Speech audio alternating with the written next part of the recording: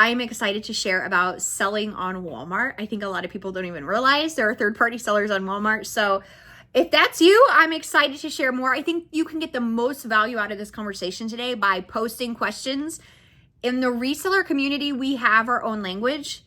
Same thing happens with Amazon and in Walmart. We start saying acronyms that I tend to forget. I need to slow down. So if I say something talking too fast, I am more than happy to explain in the comments today. But yeah, I'm going to talk about selling on Walmart and the differences, similarities between Walmart and Amazon. Because really, if you're coming from eBay and you're thinking about Walmart, you already are on Amazon or you're looking at doing both. So hopefully after this conversation today, you'll be able to take away some actionable steps to get your start on these platforms. But I started selling on eBay about 7 years ago. I have an eBay store here. Ta-da! I don't know. Sometimes I think I'm a hoarder. Sometimes I'm a seller. You probably know the drill. I sell a lot of my returns on eBay. When I got started, I really ran into the issue with scaling my store. I had about 1,000 units up on eBay. 1,000 items. Sorry, I'm talking to Amazon now. 1,000 clothing items up on eBay, but I was selling one-off items and never found a supplier or source to like get into pallets. But when I realized I could become a third-party seller on Amazon, it just all aligned. It made sense. And I jumped from selling one-off items that were really awesome and vintage and cool and huge returns to selling more boring things like, chapstick and toothpaste and deodorant and crackers and soup. But things that I could buy on scale. So I'm buying 20 units, 50 units, hundreds of units and putting them in a box and sending them to a warehouse. And so I jumped over, and still though, I was taking a lot of what I learned from my days selling on eBay and just applying them over here. And that is really how I got my start on this platform. I started selling on Amazon 5 years ago, and I started selling on Walmart 2 years ago. I am a retail and online arbitrage seller on these platforms. So that means I sell things that you can find at Walmart, Target, Kohl's, Menards, CVS, Walgreens, all of these stores, buy them either online or in the store or have them ready for pickup, and then resell them on Amazon and Walmart. There's nothing wrong with doing this. I think people get confused with retail arbitrage and drop shipping. So when I hear someone say, oh, you can't do that, they think I'm drop shipping it straight from the store, straight from a Walmart to the customer. I'm not doing that. I'm purchasing it, and then I either prep it and send it into a warehouse and Amazon and Walmart fulfills the order, or I ship it straight to the customer. And this is completely within guidelines on both of these platforms. As long as you have a valid receipt or invoice that can prove you purchased the product, it's a new product, you're pretty much good to go. I started with retail arbitrage, and I think it's such a great place to start when it comes to looking at scaling on a place like Walmart, because you can take whatever size budget you have and apply it over. And that's really what I did. Whatever I was making on eBay, I was just rolling it over, buying product, finding things that made sense to me, and reselling them on Amazon. And I've still stayed in this category because I have so much control over my inventory. I'm not making a huge investment in pallets. I could find a distributor. And people ask me all the time, why don't you go to wholesale? Why don't you find a distributor? Because margins are not as great as retail arbitrage. I'm finding very unique items. I niche into grocery, which I love grocery. I love reselling candy, and I'll talk about that too. And so my returns in retail arbitrage tend to be way better than if I were to jump into something like wholesale. And I'm still buying within what I feel comfortable buying. I'm not over leveraging myself financially, and I'm making great money. So at this point, I'm not changing anything. And I did started selling groceries. It just made sense to me because I was always at the grocery store. And I would say this is a good tip if you get started. Start in a category you already understand, you're already familiar with. There's categories for all the products, toys and video games and clothes and shoes and pets and outdoors, and on and on and on. But I think that's a big misstep for new sellers, is when they jump in and they automatically go to Funko Pops, something they're just completely unfamiliar with. I like grocery, and I push new sellers, get ungated and start selling in grocery on Amazon and Walmart first. Well, because grocery is always in season. We're always eating. Returns are fewer with food. A lot of these listings, you cannot even return the food. So that makes it a little bit easier to acclimate to the new setting. Whereas if you jump into something like toys, you can return toys. Jump into something like shoes and clothes, lots of returns are happening. Grocery though, your money goes a long way. So you can buy lots of crackers and soup and whatever it is, and you're kind of testing it out, especially when you get started. What works for you? What profit are you looking for? How to read these charts and the information you're looking at? How to know if a product is going to sell? You can test with, like, say, a couple $100. Test on some products, see how you did, ask the questions. And I think once you get serious about selling on Amazon and Walmart, you jump into a community, you start watching YouTube videos and start figuring out the missing details here. But start with grocery. It's a great category to get started with. I used to say if you can sell on Amazon, you can sell on Walmart. And that is true. But there are some big differences between these platforms. And I think the biggest one is Amazon has always been an e-commerce store. All of the inventory you see, all the sellers are there. And Walmart has not always been an e-commerce store. It first was a store on the corner, every corner in America. And I think when you're jumping into these platforms, it's important to keep that in mind because there's some very unique things about Walmart, and we're here to talk about Walmart. There's some really unique things, some policies, the way they do things at Walmart, and it really makes sense if you're thinking this used to just only apply to staff in a store and employees and managers and the business they were doing at a storefront. And they're still adjusting and they're still creating the infrastructure for third-party sellers on Walmart. Now, does that mean there's any less opportunity? Absolutely not. There are like 9 million sellers on Amazon, which is crazy. You can still make money on Amazon, but there's fierce competition. The last number I looked at, there was just over 160,000 third-party sellers on Walmart. That alone shows you why I'm so passionate about selling on Walmart, because you're a reseller, you understand that these opportunities don't always come around. And when they do, you have to like jump in and make it happen while it's there. Walmart right now is that opportunity because competition is so low that you can get on a listing, you can sell product, you can up your price than what you could sell on Amazon. And it's just you sometimes. You're the only seller. So when I am peer pressuring everybody in my circles and community, open that Walmart account and get started because this opportunity, I mean, we're going to be selling on Walmart forever, but right now they have no competition. That's not going to last forever. The other similar thing about Walmart and Amazon is you can fulfill the orders straight to the customers on both platforms, or you can send these products to a warehouse. You can send all of your product to a warehouse and Amazon and Walmart will deal with shipping it, the customer service, returns, everything like that. And I think new sellers will think this is a big easy button, and I assure you it's not. I mean, it is easy that it gets it out of the house, but the easy button is usually called return, return, return, refund, refund, refund, and you have very little control over your inventory. And there are some pros and cons there, and definitely on a platform like Walmart that's still missing the data to know if it's gonna sell, it's nice to have control over your inventory. So when I test products and list them, I do like to sell them merchant, where I'm handling the inventory, shipping it out to customers, because then I can test more products out that way. The other similarity between Amazon and Walmart is their fee structure. Now, Amazon, their professional account is $40 a month, and Walmart does not have a monthly fee to their account. So you could say it's free to sell on the platform, but both have similar fees. So we're talking between 8 and 15% on every sale. This is usually the referral fee. And it really depends on your price and the category, but it's similar across platforms. How much money can I make? Yes, it's going to be smaller margins than you're making probably on eBay, hopefully, but we're talking about quantity. This does not make sense if you're not thinking, let's scale. If you're just doing one-off items, why would you sell one box of crackers for $4? You want to sell 400 boxes of crackers for $4. So when I'm talking to you and you look at these numbers and you look at these fees, you have to keep in mind we're moving away from one-off, we're jumping into quantity selling. That is how these platforms really work the best. Now, the next thing is getting approved to sell on Walmart looks a little bit different than Amazon. So if you are unfamiliar, Amazon, you just need a driver's license. You need some personal identification and you're gonna get approved. Now, the work on Amazon really comes on the back end, getting approved to sell categories and in certain brands, that sort of thing.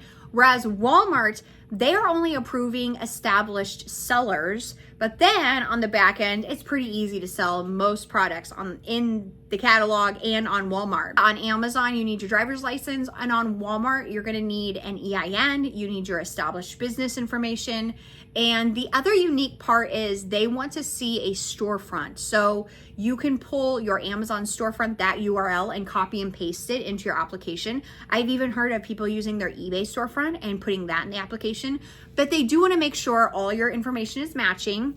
You have product in your store. It shows that you are an established seller. You've been around a while. And really, with all these platforms, it's sometimes try and try again and using some creative thinking, because why did you get declined the first time and approved the fourth time? I don't know, but at least going in prepared with the information that they want to see is the first big step you can make.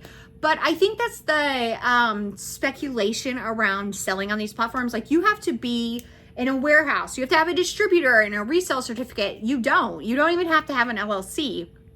You just need to apply to get approved, have your basic business information ready, and then have product and get ready to jump into the deep end, and which can take some time. But I have been selling out of my house since the beginning of my career, and I did shortly, but in the middle of that, move to an office space. But I'm back home now, and I ship out of my basement. Sometimes I ship out of my garage. And I think that's a funny thing about third-party sellers on these platforms. They make up so much of the daily sales happening, especially Amazon. And people do not realize sometimes they're buying from a third-party seller. They think they're buying from a warehouse. Can you do this? Can you sell on Walmart?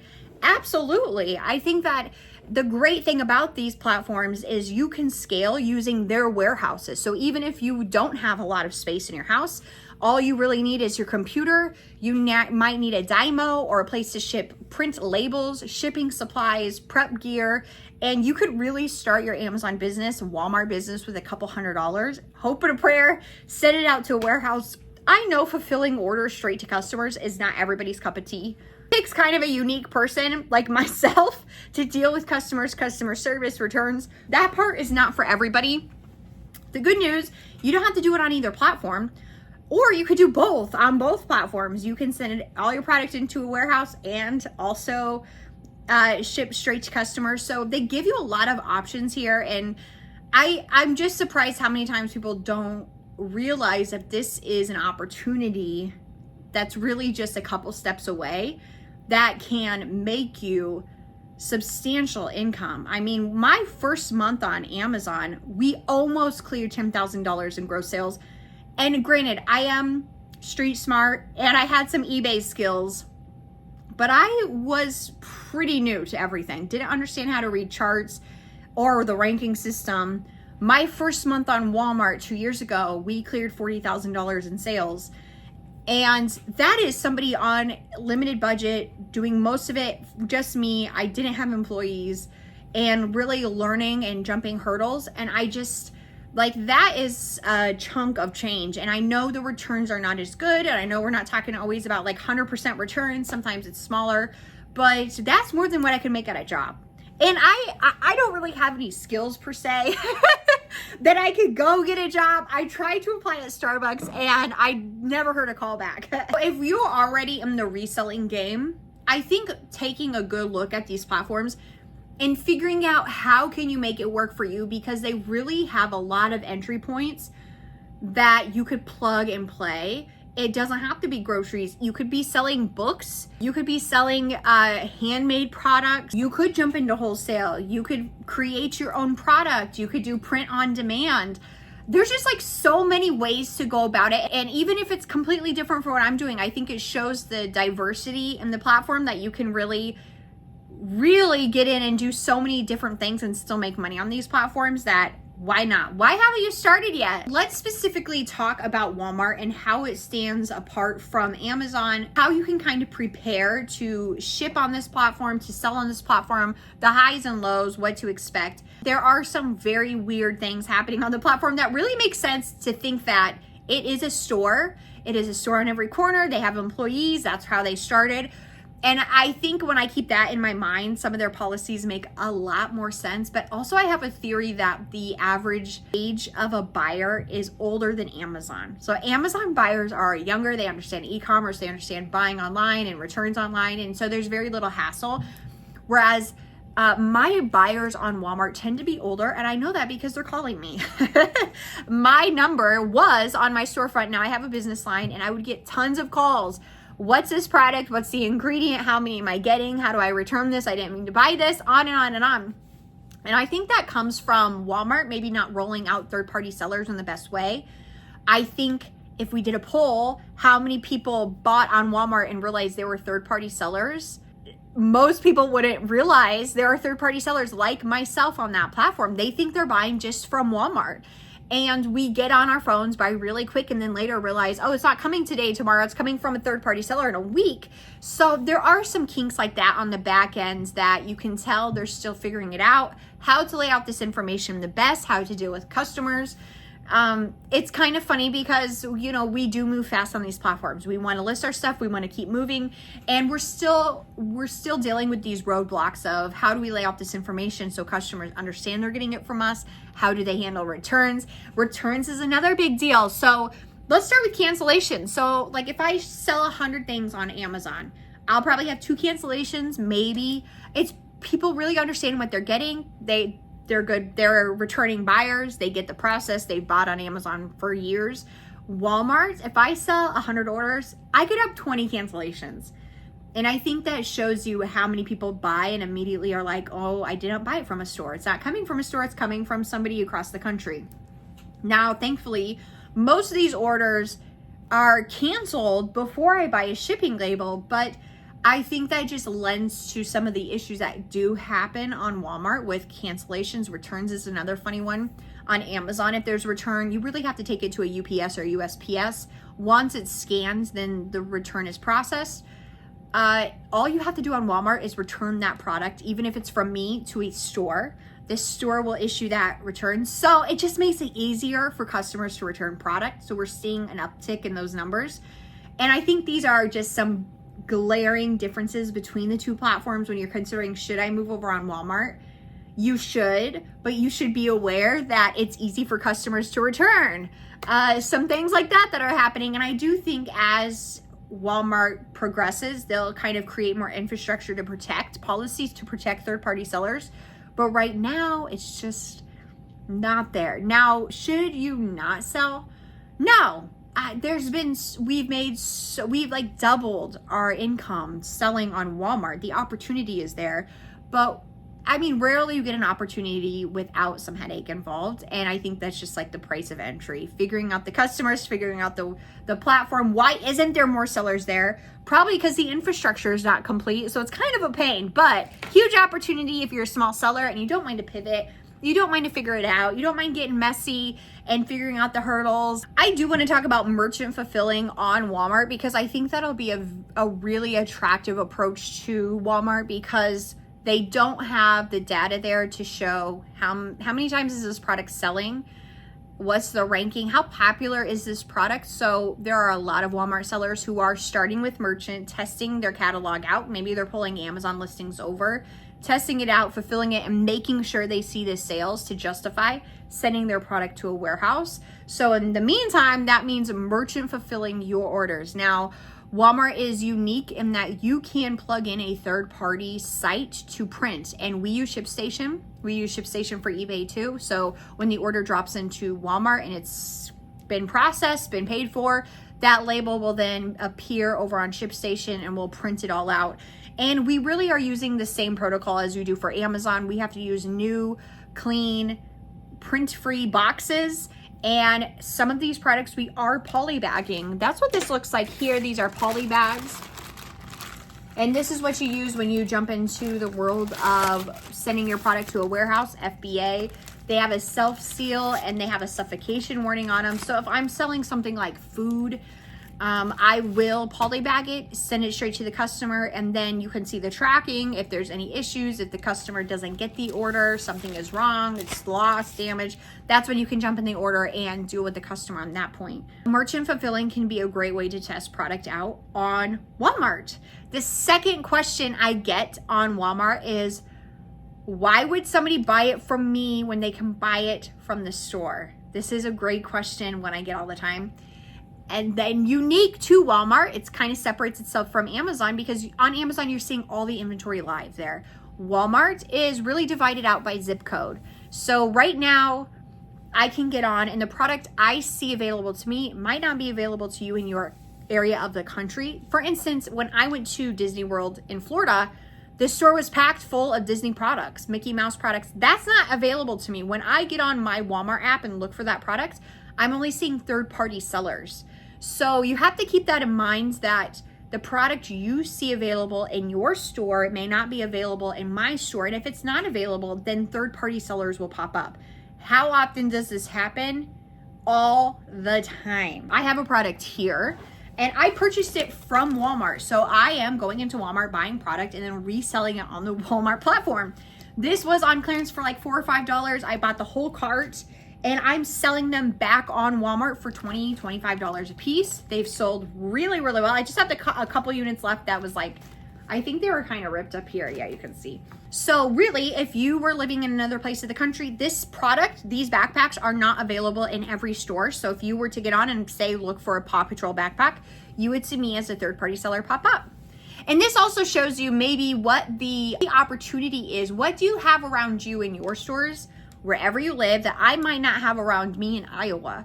And that could be a huge, like if you are in Florida, you could be selling me Disney stuff right now because that stuff is not really in my store. Now, let's talk about scaling on Walmart and what that means for your business, some hurdles you may face. And honestly, for me, when I got started my first month on Walmart, the biggest hurdle was I was buying my shipping through ShipStation on Amazon. It's all in one. You buy your shipping labels on Amazon and it's coming out of your account and the pending balance you have there. Walmart was not that way. It was coming on a credit card, coming from a credit card. And honestly, that was the biggest hurdle as I scaled so quickly. My credit card bill for shipping labels was insane.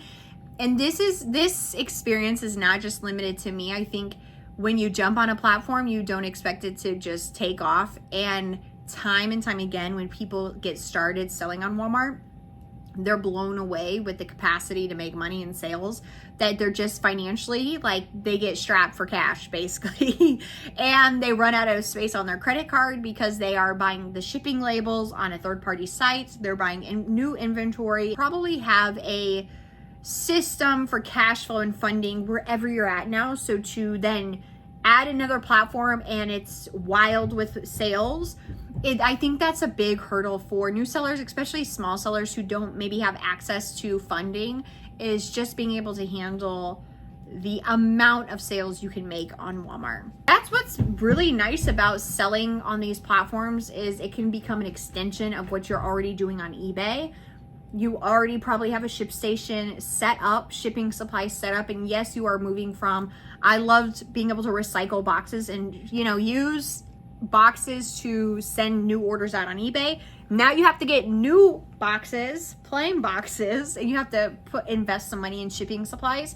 But it is really an extension of what we were doing on eBay. If you are looking on social media, you might see, like in this conversation about Amazon and Walmart, huge $1 million sellers. And that can be overwhelming. How do you get funding to support that? How do you have the warehouse space and the knowledge? And that's what happened to me. I immediately checked myself out. Like, I can't do that. I don't have the physical, mental, actual space and know how to jump into something like that and start buying pallets. And I love talking about retail arbitrage and my method of reselling because most people can do this. This is a great, accessible way for you to jump into Amazon and Walmart without investing hundreds of thousands of dollars, really starting small and limited and learning some good lessons while you scale. I think the next biggest question I get when it comes to Walmart is, or Amazon, how fast can I start making money? Like, when am I going to get paid? When am I going to be profitable? And that's a good question, but I think really that is a question that should be, how much money do you have to invest in this business? How much time do you have to invest? Right now, we're like middle of May, June, we're thinking back to school season. And I'm telling all of my new sellers, start now, apply yourself to the process, get prepared to sell, learn the terms of service on both of these platforms because there's some differences. What do these platforms expect from their third-party sellers? Prepare yourself for back to school season. So when August 1st starts, you are up, your business is rolling, and you're ready to make money. Now, can you start this month and start finding products you can flip and make money? Absolutely. But I think sometimes that's pretty unrealistic because there are some hurdles on both. Just understanding the platforms, getting unrestricted and able to sell certain brands, getting funding, getting your LLC set, getting your business set up, all of those little things just take time. And that's just not even dealing with what Amazon and Walmart is expecting from you. So I think keeping your expectations a little bit lower, getting started and thinking, I want to be up and making profit by August is a fantastic way to start this business. I started the Crazy Flippin' Mom community because I was able to make money, make enough money, make our yearly salary, retire my husband doing this retail arbitrage method. This is what I teach. I teach retail arbitrage, buying from places like Walmart to resell on places like Amazon and Walmart. I think it's a really accessible place if you are a brand new seller, getting started seller, wanting to plug in, play, scale. That is what the Crazy Flippin' Mom community was created for, as a place of community, figuring out what is working for you. I am live and I teach the details of these platforms every Monday and Friday. I bring in all my guests and friends to share. And I have been going in this community for 3 years. And so we have 3 years of resources, leads, blogs, live calls that you can register, join today, and have access to everything I'm talking about. DM me. I can help you through all the questions that you have, getting started, getting rolling, getting ungated, all that good stuff. I will say niching into a community is so helpful here. You know, community here is everything, but then if you want to become a shoe seller or a book seller, or you want to sell discontinued, or you want to do print on demand, or you want to resell grocery, finding the community that speaks the same language, that's doing the same thing you see yourself doing, can be a game changer. The Crazy Flippin' Mom community, I have a Walmart crash course and an Amazon crash course that's on demand there. You can download all of this teaching, all this information that you need, and watch it on playback at your own speed. Thank you again for joining me today. Feel free to ask questions and connect with me in the comments. I'm thankful to have the opportunity to be here. Have a good one. Bye.